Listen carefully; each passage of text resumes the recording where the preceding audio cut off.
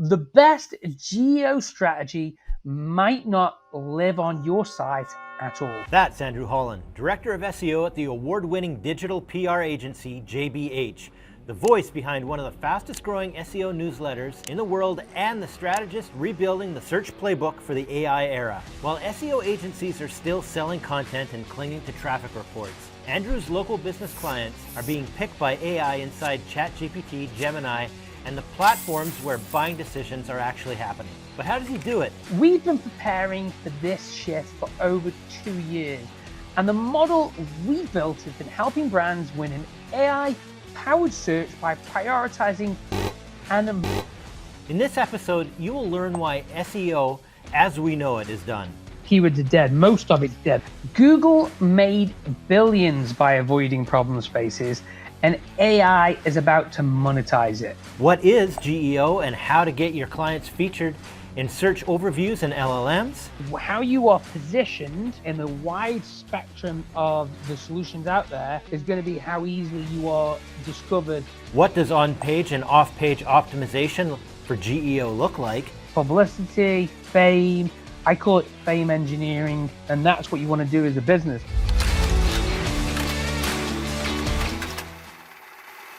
Well, I want to break this down a little bit with you. You've long said that keywords are dead, and now that GEO is about problem spaces. A problem space. People come to search engines with problems, and that's largely a business's job to answer that problem and to be found. Traditionally, what people did is they need to get more information to know how to solve that problems. So, and a lot of that information we used to be produced in content for blogs and so forth. And now the information out there is vast, and AI tools can summarize things for you and give you that information at a faster, more efficient rate than clicking on blog posts. That's just the reality of it. Now, the information bit here is where businesses used to go after with the hope that they would gain some brand advertising, some brand equity, and still there is potential for that in certain scenarios. But a lot of it's dead. Keywords are dead. Most of it's dead. Most of it is nothing to do with the situation, and it's just random keywords. So, and in any case, a lot of it now is going to be ripped off you and summarized by AI anyway. So a business needs to be the solution to the problem and needs to present itself to the solution to the consumer's problem. So the problem space has two entry points. It's the consumer with their problem, and it's the business with their problem is to acquire more customers. Now, they meet at the middle in this problem space because the business is the best solution to the problem. And it's like a match. Think of it like a match. You want a match. Now, because of the way AI is, it's ridiculously great at using search engines, whereas humans aren't. There's a cost involved in using search engines. You have to click on websites back again. It's a time consumption. AI can go and click on all the websites, do different queries, change things around, and actually better understand your needs. And they can gather a huge resources out there, at which point they can filter through that and find a solution out of this broad spectrum that better suits the needs of the consumer, that what they're looking for in the problem. Now, the thing is, before is we used to solve people's problems by SEO strategies, dentist near me. Well, now the power is back with the consumer. We're seeing organic search become a far more revenue-focused, business beneficial channel. And also that needs a lot of different strategies, many of which of those strategies will be bread and butter to local SEOs out there. And they'll be like, yeah, this is how we've always done SEO. Why don't you do SEO like this? And why haven't you done it like this? And they'll be shocked they'll be shocked at how much local SEOs are better prepared to this than content SEOs. If for example, you're looking for a pest control company that specializes in the removal of crocodiles, not a problem we have here in the UK, but let's just say that is a problem for somebody in Australia, whatever. Is it gators? I don't know. But what would happen is they would look for that and they would find a solution where somebody has created a page or it's in their website all about how they remove crocodiles, how they specialize in that field, and so forth and so forth. And they would match the two of them together. So we're very much gone from keywords now to problem spaces, and a problem space is best described as a business's positioning. If how you are positioned in the wide spectrum of the solutions out there is going to be how easily you are discovered. And your positioning, your business position, your brand positioning is everything, because LLMs give the power to the user to find what they want. I think small businesses specifically are going to win in this. And especially if you're a small business that does something very well, a specific problem that's solved for specific users. Are there areas, like specifically say the website, are there areas of the content that you would focus more on now than you would have in the past? What I would do is, the way I explain it to people how it works is, your website is made up of what I would call information packets or information packages, and some of those are paragraphs and pieces of content you had to put in there because the wireframe was built and you had to fill it with something. And the web design company said, yeah, put some content here, and you copywriter or content writer, or maybe you did it yourself and you shoved little bits of content all over the page. So those are the information packages or packets that you can optimize around, and you can optimize around relevant business information that's going to talk about your positioning, and they can be hooks of information that something can grab onto. But it doesn't just end with your like homepage or about page or anything like that. It all depends what they call category entry points in marketing. These are triggers of buying situations that people find them in, and it's a brand marketing concept.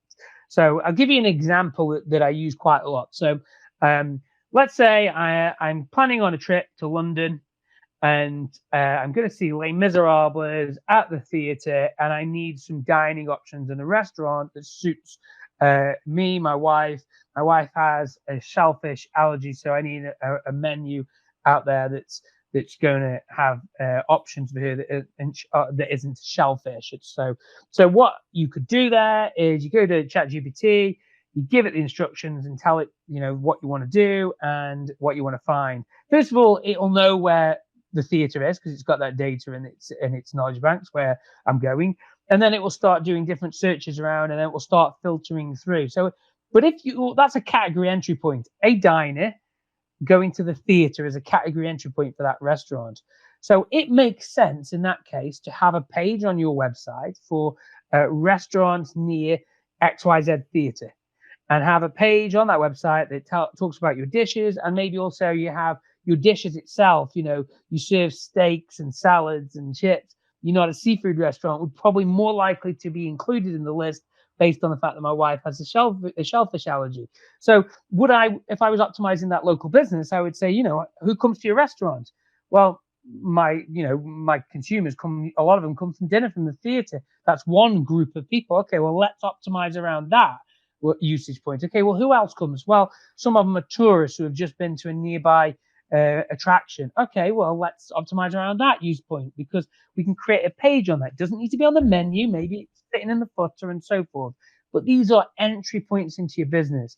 And, you talk about like, well, I want to optimize around what we serve, so my wife doesn't want to eat shellfish. If you don't serve fish in your restaurant, tell us what you do serve. Okay, well, if you cater for allergies and you're really good about that, we'll start putting detailed allergy information on your website around each meal. Start taking photos of the meals, have a menu page which gives detailed information around every dish from calories and so forth, because you want to cater for people like that. Okay, well, we're going to talk about wheelchair access to the restaurant. You tell me who's got a wheelchair access or a page dedicated to disabled customers on their website. Probably very, very few. And yet, I think if you ask for a restaurant if they cater for disabled customers, they will, yes, of course we do. We've got a ramp on the front. We've got 4 tables which are specially saluted. We can do this. There's options. The restaurant can be easily moved around because we haven't got a cluttered restaurant. Or if it's not great for disabled people, you might actually, because you don't want to embarrass, you might be honest, say our restaurant has multiple steps in the location. It's not great for wheelchair users, but we do have a ramp that you can access, and we can do a member of staff will be on call all times. So it's all these different use points, and thinking multi-dimensionally about how your current customers find you, or what customers you want to attract and what entry points, because that's a revenue thing. So what do I want more of? And how can I optimize the website and the content around that? And that's what you've got to do. I'm going to jump over and ask about the technical side of things. Has anything changed over there? Is there anything that, marketers should be thinking first and foremost on the technical side of the SEO work? When I look at a page, the first thing I do with an SEO tool is I go look at the title, the meta, and the header structure. Header structure for me indicates an awful lot about what's on that page and what isn't. And usually, what is winning these days in search is when people have a really good header structure. First of all, header tags. So if you look at websites, most websites are designed badly. And that's just the way it is. So menu, are they using header tags in the menu? That's quite a common problem, that somebody wants a certain font size, so they set all the font size to a header font. And then the second thing is that you want to think about the structure of those headers, what they say. And many people go off on tangents and just completely unrelated to what they want to do. You have a header that's not descriptive, that's not saying anything, that's vague. It's almost like the header just had to be shoved in there and somebody went off on some kind of marketing spiel, but the marketing spiel doesn't really tell you anything, doesn't give you any extra information about this business and why you should choose them.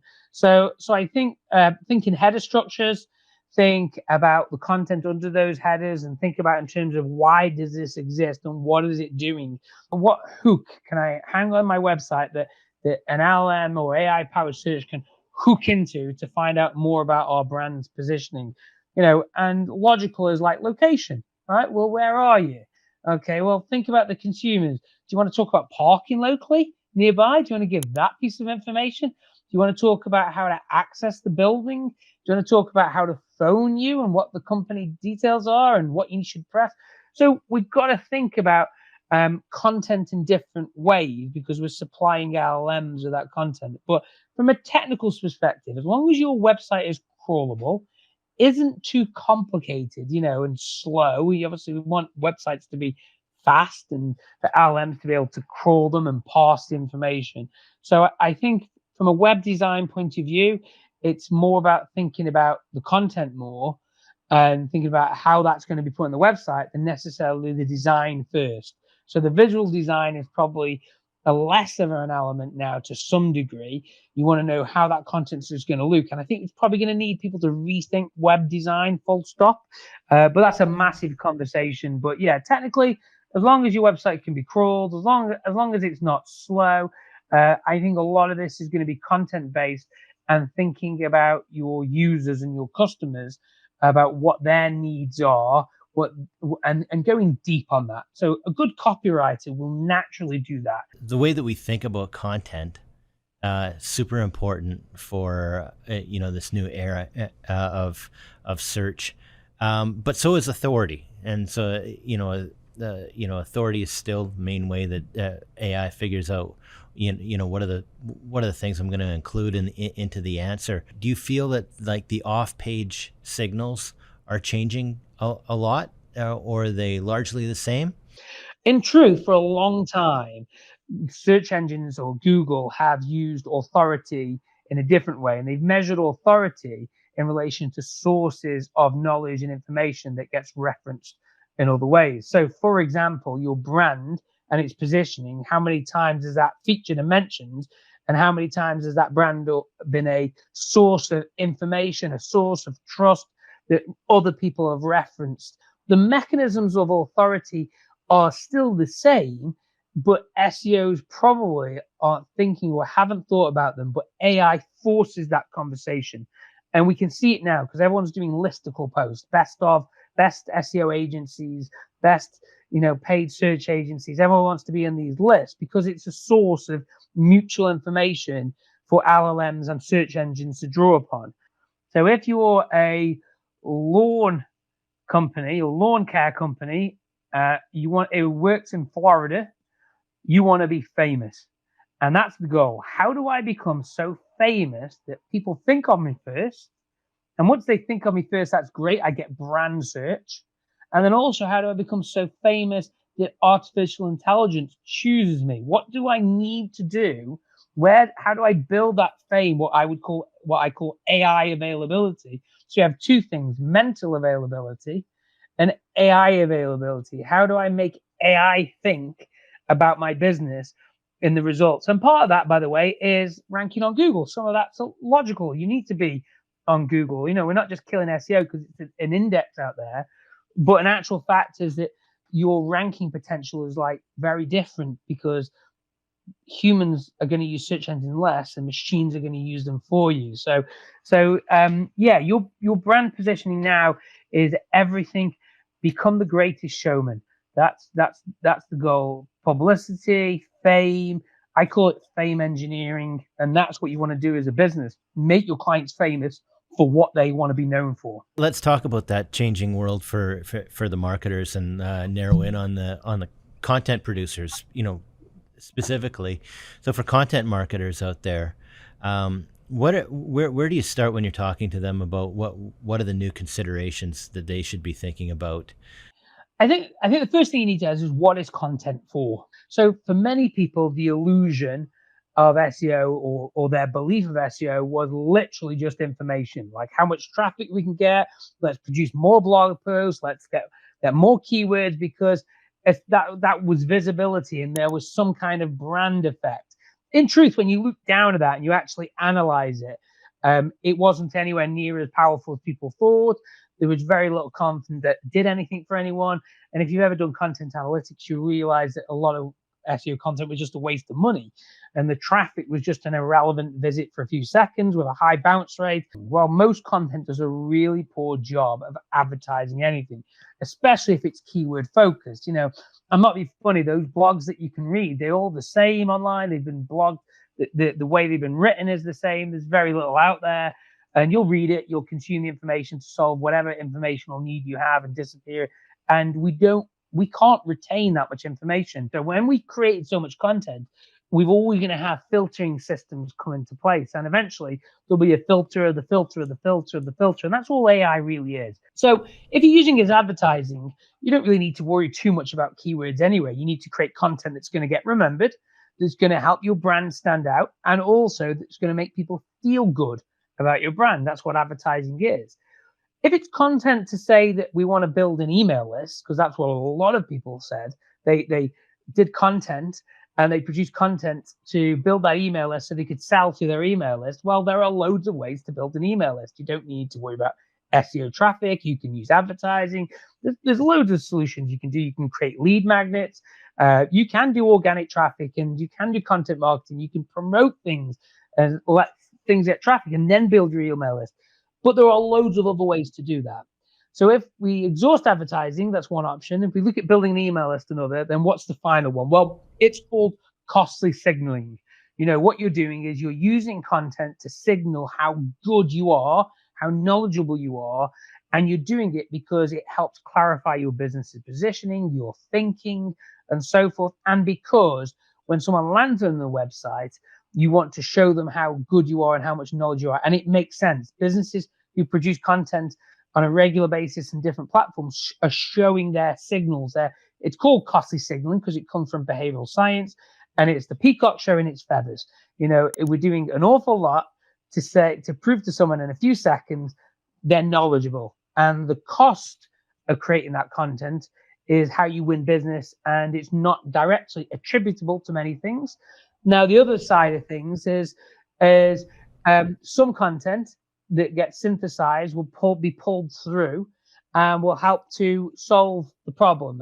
And that's when it becomes even more complicated. But it's the first part of deciding content is, what content are you creating and why are you creating it? What is the need? Are we building an email list? Is that it? Are we doing this because we want to show signaling or a mechanism of how knowledgeable we are? Or are we doing this because there's another reason, because we're trying to advertise? And once you categorize what you want to do with content, then it becomes a lot easier to figure out the rest.